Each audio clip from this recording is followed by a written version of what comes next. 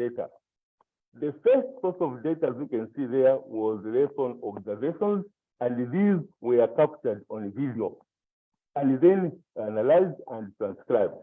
Then we also had the student interviews, which were also captured on video and involved about 10 students. We also had the questionnaire, and we also had the finally what I could refer to as end of lesson task. Now, at the end of each lesson, the students were given end of lesson tasks, which we marked, and were able to give them feed forward, which they used later on when they came to the second phase. Now, those are some of the results that we had. The first one was to determine the type of feedback that occurred in class, of which we came up with that list, which we are seeing there at the table, for the type of feedback that came out of there. Now, why did we focus on seeing or determining the type of feedback?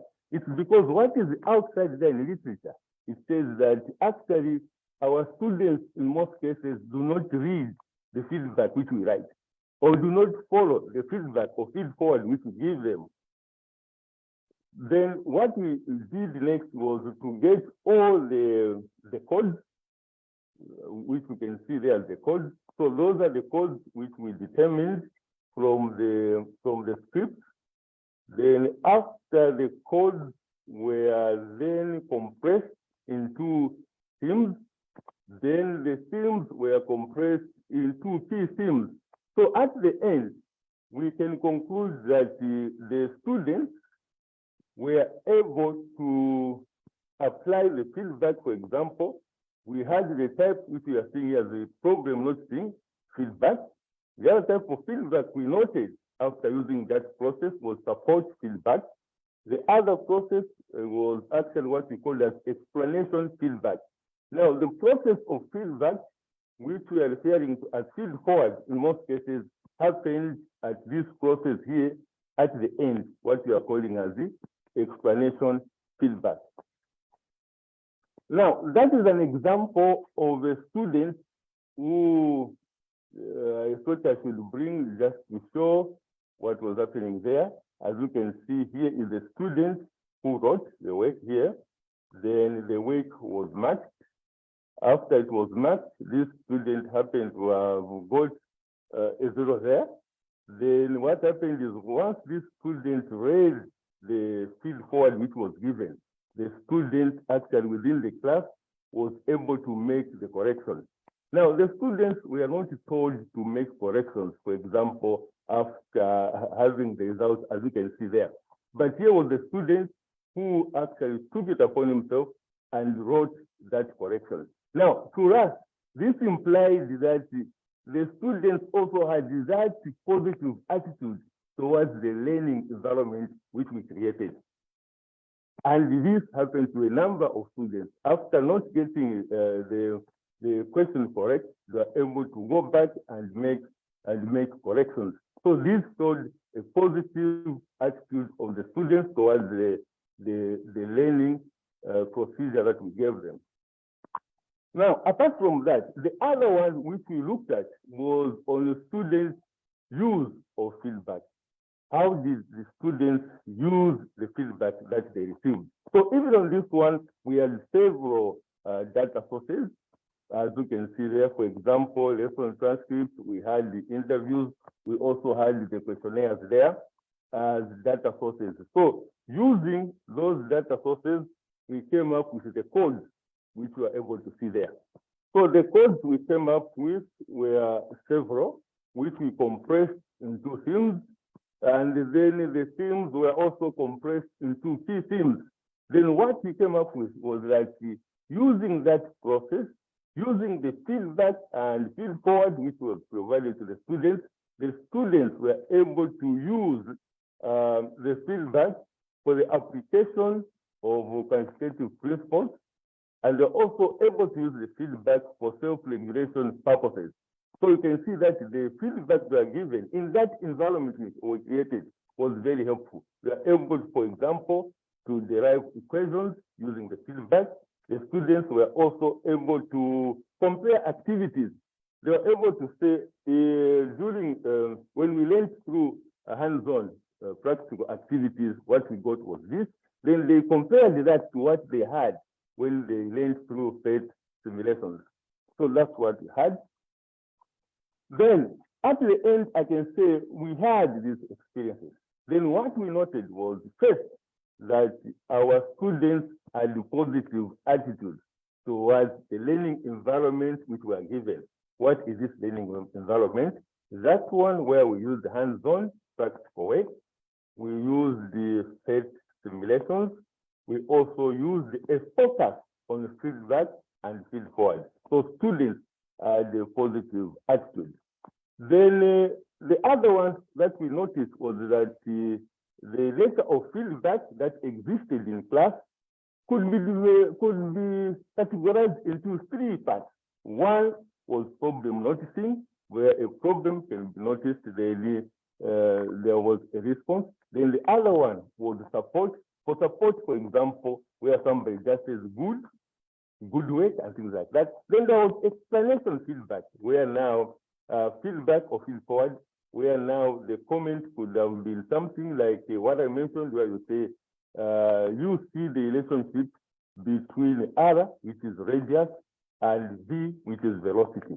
And finally, what we saw was that the feedback and feed forward was also used by students when applying concepts and quantitative principles, and also for another very important thing, which was self-regulation. So in other words, the environment that we created, which used PhET simulations, hands-on practical work, and the focus on feedback and feed forward, we saw that it was very helpful. At this point, I will call upon Prof to just come in and conclude. Prof. Yes, thank you very much for the presentation and sharing. I just need to conclude by emphasizing the importance of reflection and innovation in the use of PhET simulations. And in this case, I hope we have noticed what was done. And I think for us as educators, we need to begin to think about this in terms of pedagogical content knowledge. And in this case, we are thinking that maybe we should be thinking about what knowledge should teachers and educators possess in order to effectively use softwares such as these simulations are able to deliver.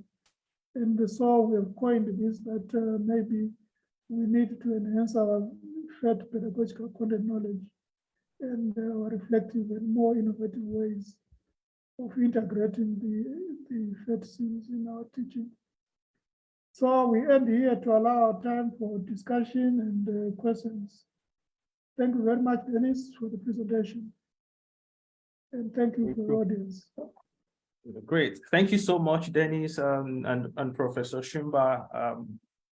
Interesting insights from your presentation. Some of the ones that jump out quickly before I open the floor to conversation to questions is feedback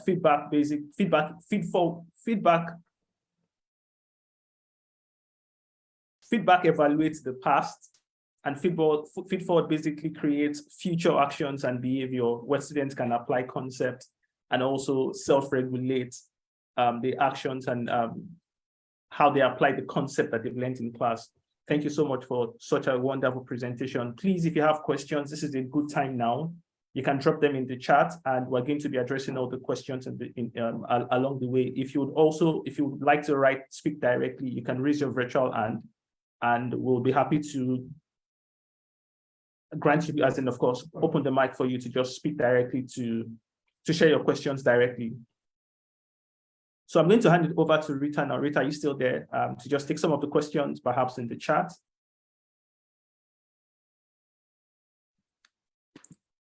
Yeah. Okay, great. Yeah.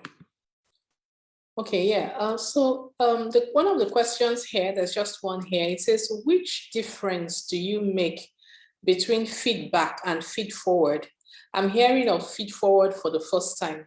Okay, so I think the person is trying to say, how do you differentiate between feedback and feed forward? And I quite agree with that question. I think Shola was trying to like differentiate it, saying that this is from the past and this is from the future. But Dr. Dennis, could you help with this question? What exactly is the difference? I'm going to try and paraphrase it because I was wondering the same thing. When you talk about feedback, we understand feedback as being the grade, like you said, the grade you give to the students after they have gone through the process, the learning process you present to them, especially in this case study. Now, what is the feed forward in this sense? Is it the way the student applies the feedback in moving forward, or what exactly is the feed forward? Thank you. That's why some people can say there's a very thin line between the two. But I usually say it's better that we are able to differentiate the two so that as we go to teach out there, we should know that what we are providing or what we should provide is feedback. At this point, what we should provide is feed forward. So feedback, like what I said, has to do with the past. And in some cases, you might find that the comment that you have, say, given might not be so helpful for the students to continue in the learning process. For example, if you say a student has 10 out of 20, that ends there. So it is talking about the student's state of performance at that point, and everything ends there. And then that cannot be used, for example, to help a student perform better. But once you have given feed forward, it means the concepts you have given the students can be applied in future.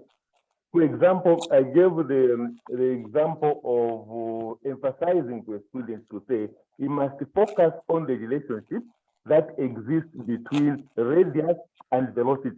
So that implies once the student is given a task where there is radius and velocity, or where the student is changing radius, to see what is happening to the velocity, the student will be able to remember what you gave as feed forward. So feed forward, in other words, can help a student perform better or apply the concepts in future, those concepts which you gave.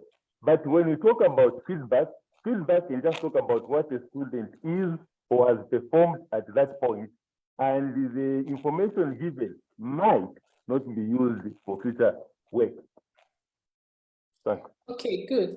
I think the question was asked by Dennis, so I understand you clearly. So like a feedback is what the student gets from the teacher or lecturer for the work he has done. And then feed forward is now the process, the synthesis that the student takes the feedback through, how he understands it, and then applies it in the next phase, which is phase 2 of your program. So it's my summary, okay?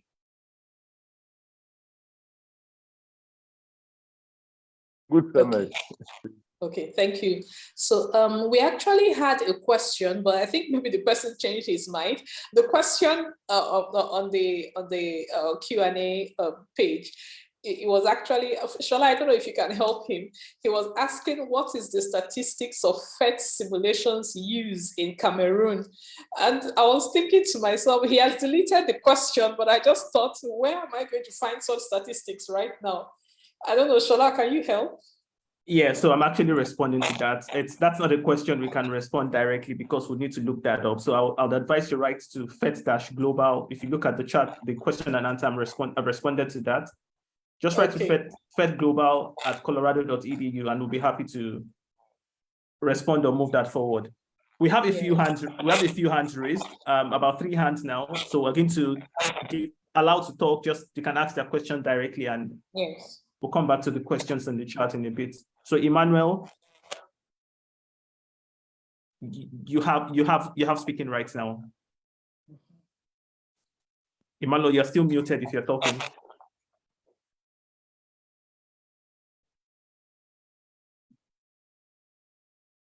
Emmanuel, you're still muted if you're talking. Okay, while we wait for Emmanuel to fix his mic, we're going to go over to Garvin. Gavin, over to you. Good evening. Am I audible now? Yes, yes, you are. Thank you very much. I want to say this is the first time I'm being introduced to PhET simulations. Wow. My question is, how can I use PhET simulations in teaching, for example, a more challenging topic in mathematics in a rural or setup? Wow. Because Okay, I've been so inspired by how that Dr. Luchembe was presenting, and having to be teaching mathematics in a rural setup here in Zambia. I want to find out how I can now apply the concept of feedback and feed forward, and also incorporating the use of PhET interactive simulations. Thank you. okay, great. Thank you. Rita, do you want to take that?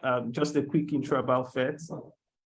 Okay, Oh, well, yeah, I'll take that, but I'd like Dr. Dennis to please answer the second part about how he would practically in his classroom use of the feedback and the feed forward, even though you have given a case study. So yes, Gavin, thank you for your interest. You know, like when you started talking about being the first time you're getting exposed to PhET, I was quite happy and interested because PhET is like, you know, it's an interactive simulations tool. They are visual representations that students use to learn in the classroom.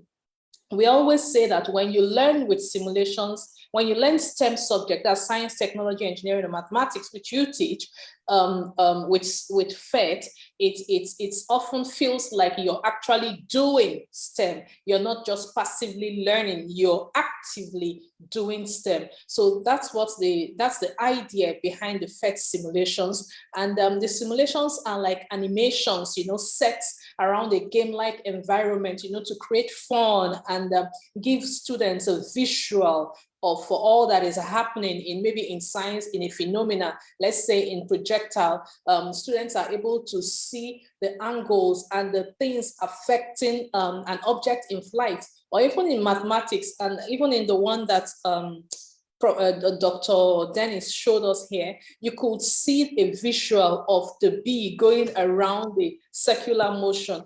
So that's what the PhET simulation does. It gives students, it will help you to give your students a deeper understanding based on the fact that they can see what is happening to help them to understand the concept you're trying to teach them. And I'd like to invite you, we keep having workshops from time to time. There's one commencing in November. We just finished one. There's one, and there was even one that we have a PhET fellow in Zambia. Her name is Martha Mwenga. She had an introductory session sometime in October. So Gavin, I'd like to, I don't know, are you on the Facebook? Are you on the PhET Facebook group, Gavin? No, I'm not. Please, you could, Shola, could you help put the link on the PhET Facebook group? Gavin, I would strongly encourage you, your starting point, go to join the PhET Facebook group. Whatever workshops are coming up, the announcements will be made there. Because right now, I don't have Martha Mwenga's number to give you, but once you join the Facebook group, yeah, I would look out for you and we will invite you. Thank you very much for your interest. So over to you, Dr. Dennis. Advise Kelvin to first identify the concepts that are challenging to students. That is the best. It might be a broader topic, but look at those specific concepts which are challenging to students. And what you do as you teach, you reach those points where you have identified the concepts to be challenging. Then that is where you should make sure that there is that feedback and feed forward process. And in most cases, those challenging points which you reach, we refer to them as critical points. So when you reach those critical points, and that is the point where you have to make sure that at least you have provided some feedback and feed forward. But remember, that process can be throughout. but you just make sure that those critical points you invoke the feedback and feed forward. Thank you. Perhaps I can make an addition. Yes, Professor. Yes, Gavin is asking this question because in rural areas, there is always thinking that connectivity is going to be a barrier. And in this case, I think one of the things about PhET simulations is that when you download them, you might be able to use them offline. And so it will be possible even in rural areas to transport some of this technology and use it effectively, just like you were in a situation where you could be online. So that possibility of using them offline is quite important. Thank you. And I'm glad to say that Gavin is one of our latest students and he has joined this session. Thank you very much. Oh, that's good. Great, thank you. So Gavin, I'm sure you have all the support that you need. Of course, you can connect with Dr. Dennis or Professor Shumba. You can write directly to the PhET team or also, and we'll be happy to connect you to Martha as well, who is doing amazing work back in Zambia. So please connect with the group and get in touch. We'll be happy to point you in the right way and ensure you have all the right support on this journey. Vincent, I know your hand is still raised. You can ask your question now. Good evening. Good evening, Vincent. I'm Vincent from Ghana. I think I've joined one of the workshops and stuff, and I was introduced to the PhET fellow in Ghana. One lady, but I've forgotten her name. Please, this PhET thing is very good, but then someone was even asking on the chat that can we at least download it offline and use it? Me, for instance, I wish to use it, but then I only have my laptop in my school. We don't have enough computers to help the kids do. So if it is offline, at least we can use those things to help. So I wanted to know if it can be downloaded offline and used. And again, how can we get more practicals to do on PhET before we used to because before we used to go and use and teach in the classroom? Thank you very much. Okay. I'll take that, Rita. Thanks. So yes, yes, Vincent. All of the PhET teams are available on our website and run offline. So you do not need internet connectivity to download. So once you're connected, perhaps you can download, or if you put them on the USB stick, you can distribute across board, and you do not need internet connectivity to run effectively. And the experience is the same whether you're connected online or offline. We also have other ways we encourage, where perhaps as a demonstration tool or other strategies that we encourage that you consider while you're using the SIMs to ensure that they are effectively used. That can also, those are good opportunities for you to then consider some of the conversations around how you give feedback and support students' effective use in the classroom. Mary Han is saying, I always download the simulation that I plan to use and advise my students to do so. That's a common practice, so that once you're using it, if there's an internet cut, it does not affect the experience or basically truncate the flow or the concentration students have in the classroom. So I'm dropping the link in the chat. So please visit our website. It's PhET phet.colorado.edu. You will find a list of 100 HTML5 SIMs. So those ones can run on both your computer, your phone, or your tablet effortlessly, as well as a couple of other ones similar to what Dr. Dennis showed earlier on, that we are currently working to get them also available and accessible on mobile devices, or in a format that is accessible across multiple devices. So if you look at the chat now, you will find the link to the website. But also, I'm sure you might have connected with either Richard or Dorothy just sent you a message on the chat now. Yeah, Dorothy's on the call as well. Yes. I think I have Dorothy's personal number, and I'll talk to her afterwards. So Vincent, I wanted to add, Vincent, hold on a moment. I wanted to add to what Shola just said. You were asking for how you can get practical demonstrations to use, to kind of learn how PhET can be used in the classroom for you as a teacher to practice. Now, once you get on the website, there's a section called teaching resources. You understand? So you register on the website and then open up the teaching resources. Look at the way other teachers have used them in times past. There are, excuse me, lessons that have been uploaded onto the site by teachers. They actually itemize the different questions, different ways they use it. So you can go through such lessons for your own subject, practice with them severally, look at the way they draw up their objectives. Normally, when you open a particular sim, there are some possible subject objectives that's suggested on the sim. So look at those objectives and then open up the teaching resources and see how teachers use some of those objectives in their teaching. So that way you will practice and explore the sims and you'll be ready to use them. And please join us in the workshops. We'll explain better. Thank you, Vincent. Very much, Mama Rita. God bless you. Okay, great. Thank you. I also just dropped in the chat the link to the page on the website where you will find information about how to access the PhET sims offline. So you can download based on the device you're accessing with, if you're connecting on a PC, or if you want to download as an app or just download as individual sim. So all of the information you'll find on the page on the website. Emmanuel, you still have your hand raised. I'm not sure if you still have a question or if we've addressed that already. Yes. Yeah. Okay. Good evening. Good evening, Emmanuel. Okay. Thank you, Prof.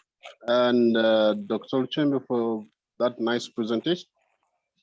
I presume the study sample for this study was drawn from the universities. And I want to dwell so much on the use of the feedback and feed forward process. When you look at the secondary school and primary school setup, usually the way instructions are structured, when we give feedback, we also include the feed forward process, because when you look at the secondary school lesson, just lesson evaluation. Okay, it will be in the form of an exercise or questions which require learners to show the competencies and the knowledge and the skills they have acquired on a concept. But in the universities, I think the challenge in the university, I don't know how we'll go around this. I don't know if this is a question or a comment, because the way instructions are structured in the universities, when you look at a lecture, sometimes you don't need feedback, so that when you have the subsequent lectures, you have helped students of how they are going to conceptualize or apply the knowledge they have learned from the previous lessons in form of feed forward as presented. Now, my question is, how would we go around with the university, the way the instructions are structured in terms of feed forward? Because usually students are engaged in terms of some kind of feedback. When you have just maybe end of semester tests and all that, we don't usually have tests each and every topic. And even if when you give a tutorial, you are not supposed to mark. That's the traditional way of university education. But how do we transform? How do we go around this? Because even our students in universities, they require feed forward, not to just come and mark at the end of the term or the semester. And obviously, when you are marking that, at that point, what you give is only feedback, because there is no time for feed forward. That is my observation. Your comment? Well, perhaps I can pick up on this one. The key thing, Doc, which you have mentioned, is that of transformation. What you have described is the traditional way in which universities operate. And we think that it has to change so that new environments can be created where the learners take responsibility for the learning process. And in this case, when we look at feed forward, it's more responsibility on the learner to use the feedback in order to learn more. And so we are using feedback to learn more on their own. And so this is why in Dennis' assessment, he thinks self-regulation is quite important as part of this whole process. And so the centering transfers from that of the lecturer to the student as the center of the whole process of learning and knowledge construction. And this is what we are looking for. So transformation is the key. And with the PhET simulations, we are beginning to see that they help us to transform the learning environment from what would otherwise be a very passive kind of situation. Thank you.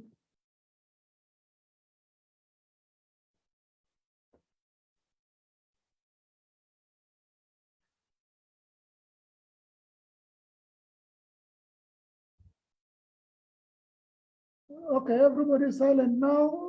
Olu, what's going on, Rita? Sorry, I was actually speaking on. I didn't realize I was muted all along. Apologies. Okay. Thank you for the feedback, Prof. Paul is also raising his hand. Paul, can you unmute and speak now, please? Paul, if you're muted, if you're speaking.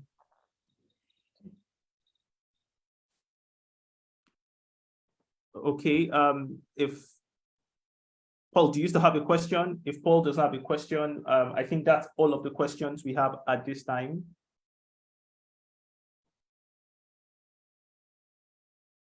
Okay, we can't get Paul to speak now. Paul's hand is still, if you can't speak, Paul, can you type it on the chat? I think he put something on the chat. Hold on, please. Yes, Paul said, oh, okay, yes, I think somebody answered his question. Paul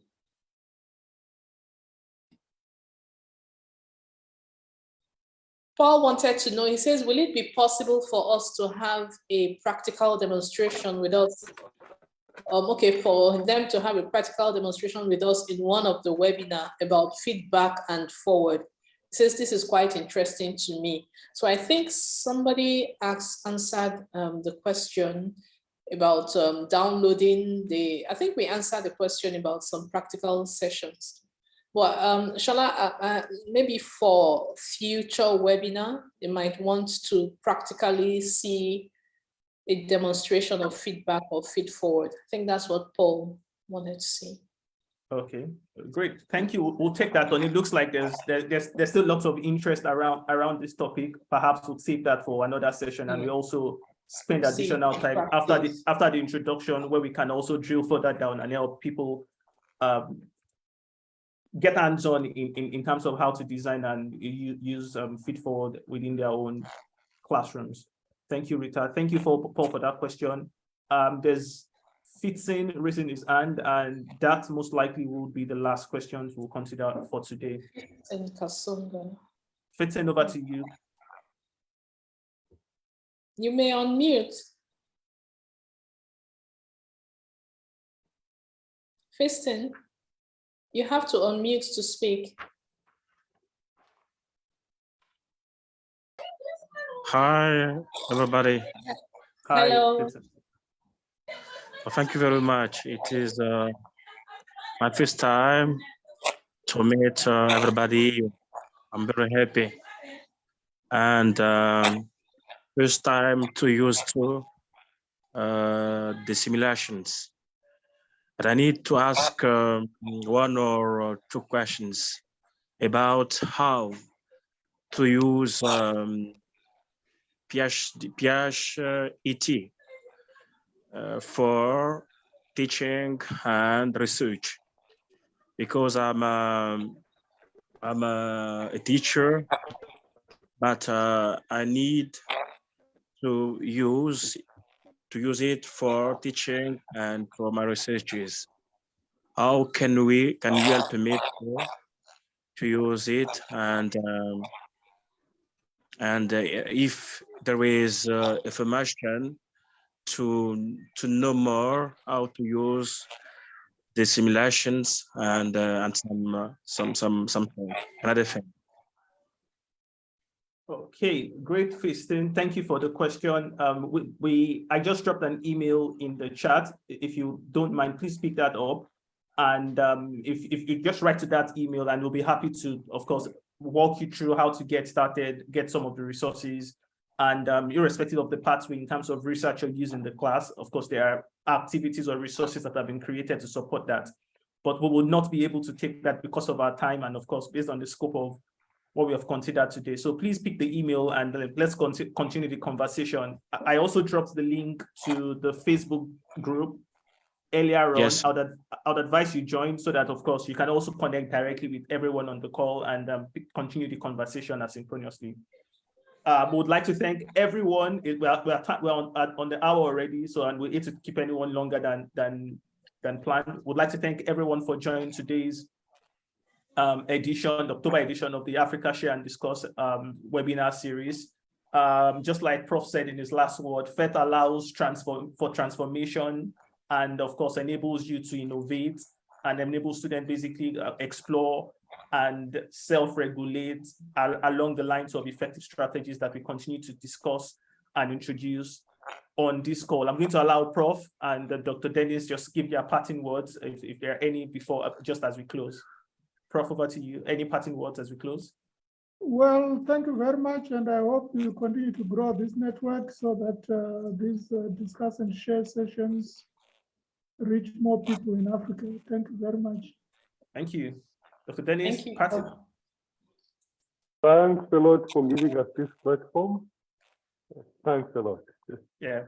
Thank you. Thank you again for coming to share your experience and the amazing work you are doing in Zambia. Rita, do you have anything? Yeah, just thank you. Thank you very much for this feedback and feed forward. It's a new word to many of us, and it's actually something worth bringing into the classrooms, like Professor Shumba said. So thank you very much. So you can be sure that we're going to consider the topic again in a future edition, perhaps in a month or two, so that we can continue the conversation. But even before then, we can continue the conversation in the group. So thank you once again for joining. See you same time next month, third Wednesday, where we consider another topic. Next month, we're going to be welcoming Elizabeth Darko Agave, a lecturer of science and technology education from the University of Cape Town from Ghana, where she's going to discuss developing pre-service teacher competencies for integrating ICT. And of course, she'll be sharing the experience she's had with working with teachers over the years from Ghana. Thank you. That's all from us today. Thank you for joining and see you next month. Bye. Yeah, bye. Thank you. Thank you. Okay.